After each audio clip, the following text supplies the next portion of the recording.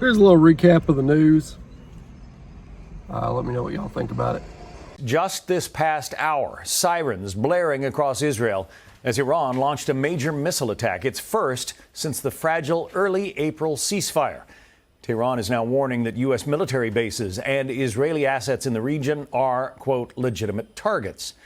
Let's go straight to our chief foreign correspondent. 4 waves of Iranian ballistic missiles have targeted northern Israel over the past hour. Many people still in bomb shelters in the northern part of this country. I just got off the phone with President Trump to get his reaction to the ongoing missile attack. As I was speaking with the president out the window, I could see some of these incoming missiles headed toward the northern part of this country. The IDF says they were able to shoot down the majority of the incoming fire. But the president telling Fox News it's certainly not going to help negotiations. Y'all, Trump needs to reel Israel's in, man. 4 waves of Iranian ballistic missiles targeting civilian populations of Israel, and new threats at this hour from Iran's IRGC that they will target U.S. bases across the Middle East if the Israelis respond to these strikes on their territory. This is a joke. Questions for you. But I want to make sure I'm respectful. Is it Ms. Jones or Ms. Wallace-Jones? On the advice of counsel, I respectfully decline to answer the question pursuant to my Fifth Amendment rights under the Constitution. Okay. Wow. Okay. Didn't expect that one. Good evening and welcome to Washington. I'm John Roberts in for Brett Baer. Breaking tonight, a second round of retaliatory attacks on Iran is underway right now. We are told they began about 45 minutes ago. Earlier in the day, President Trump said the United States hit Iran hard yesterday and would hit it hard again today in response to the downing of a U.S. Army helicopter. This comes as the president reveals new information about what he calls a secret mission in the region. We've got Fox team coverage. It will be clear.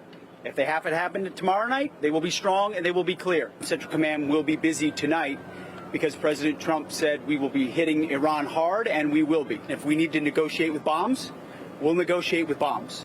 Hegseth then indicated that during the ceasefire, CENTCOM had been busy mapping new targets and also tracking the movements of Iran's leaders.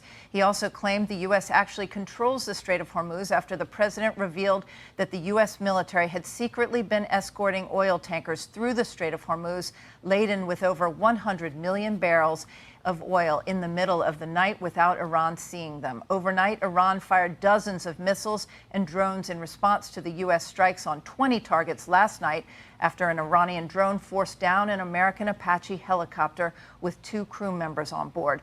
President Trump said it was a miracle they survived. He said an Iranian projectile lodged between the 2 pilots of the Apache and was on fire, emitting a massive amount of heat, but did not explode within seconds.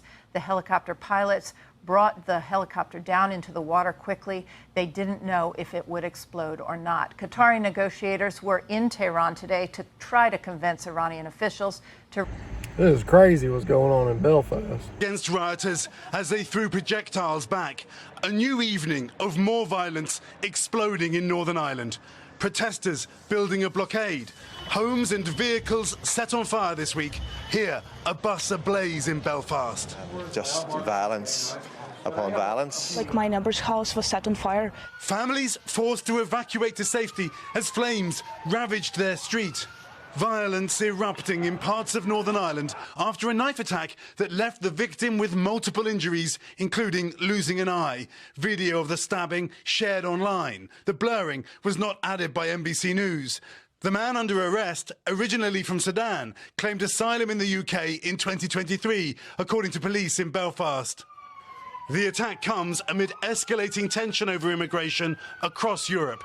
Elon Musk writing on X this week, only by protesting repeatedly and loudly will there be any change. And the Prime Minister urging politicians not to fuel the unrest. Nobody who's a politician should be whipping up division and hatred. The devastated victim's family issuing a statement saying in part, peaceful protest is the only way forward. Keir Simmons, NBC News.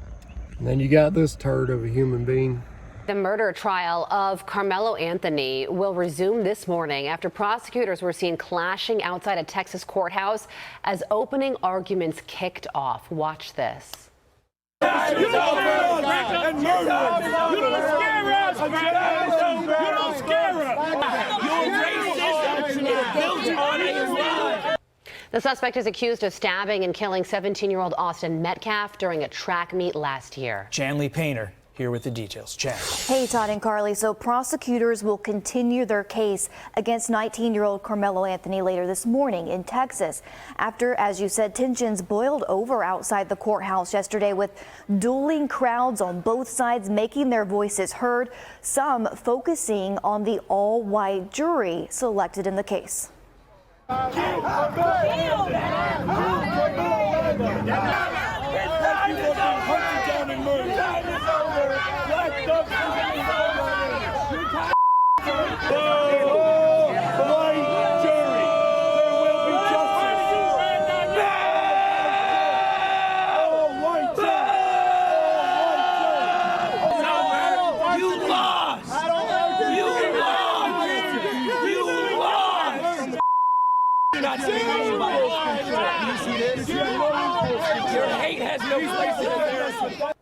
Anthony is accused of fatally stabbing 17-year-old football star Austin Metcalf at a high school track meet in April of last year. Police say the confrontation started when Metcalf told Anthony he wasn't supposed to be in a team tent.